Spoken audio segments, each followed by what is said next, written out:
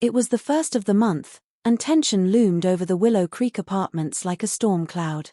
Rent day was never quiet around here. Some people were always ready, cash tucked neatly in envelopes or digital payments already sent. Others did what they could to avoid the knock on the door. Claire Walker sat cross-legged on the worn couch of apartment 2B, chewing on the end of her pen as she glanced at the wall clock. It was nearly 10, and she knew what that meant. Mr. Granger, the landlord, liked to make his rounds early. Rent was due separately, just as he'd made abundantly clear in the lease. No combined payments, he'd said the day Claire and her younger sister moved in. Everyone pays their share. Individually. I don't play around with roommates covering each other. It creates problems. And Claire was, unfortunately, living right in the middle of those problems. Her younger sister, Megan, was still asleep in the back bedroom, wrapped in a mess of blankets, unaware or pretending to be unaware that reality was about to knock. Claire sighed and reached for her phone, opening the banking app for the third time that morning. Her half of the rent, $6.75, was already transferred into her checking account. Megan's was not. They had made an agreement when they moved in together last June. Claire would handle the Wi-Fi and electric, Megan would handle water and groceries, and they'd split rent. It worked for a while.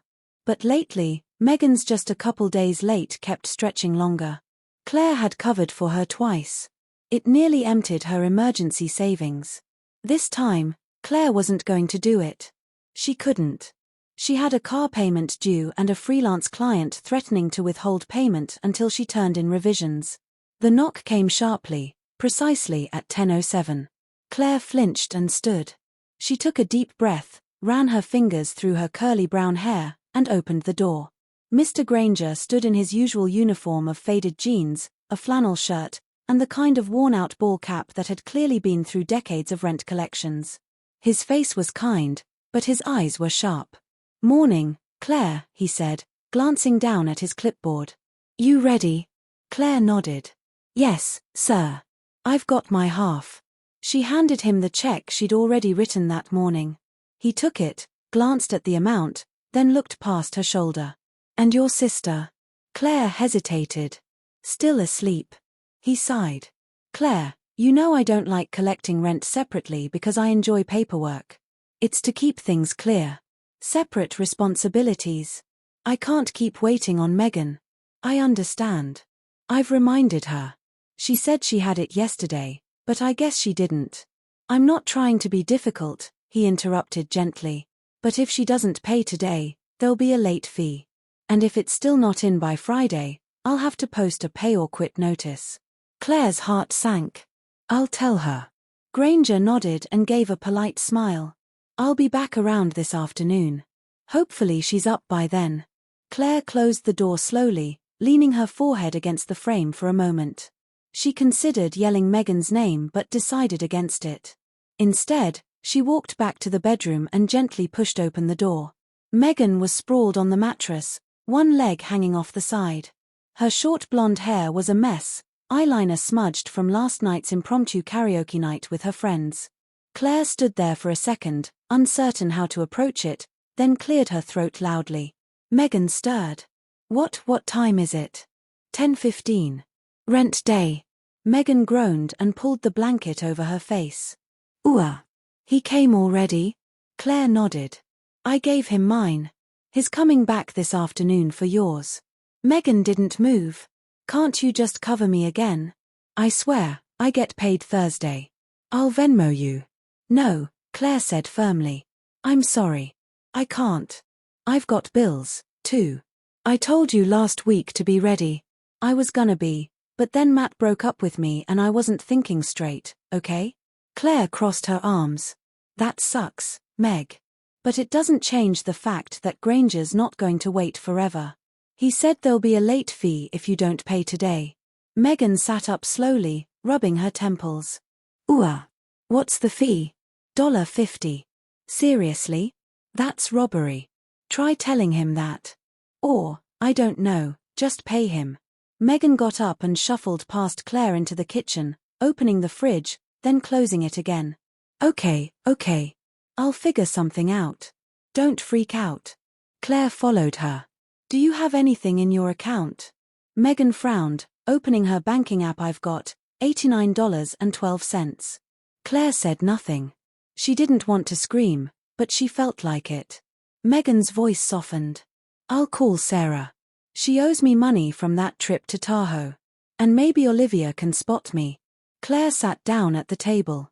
Megan, this isn't high school anymore. You can't just pass the hat around every time rent is due. What happens next month? Megan leaned on the counter, looking genuinely troubled for the first time. I don't know. Silence stretched between them. Claire eventually stood and grabbed her laptop. I need to work.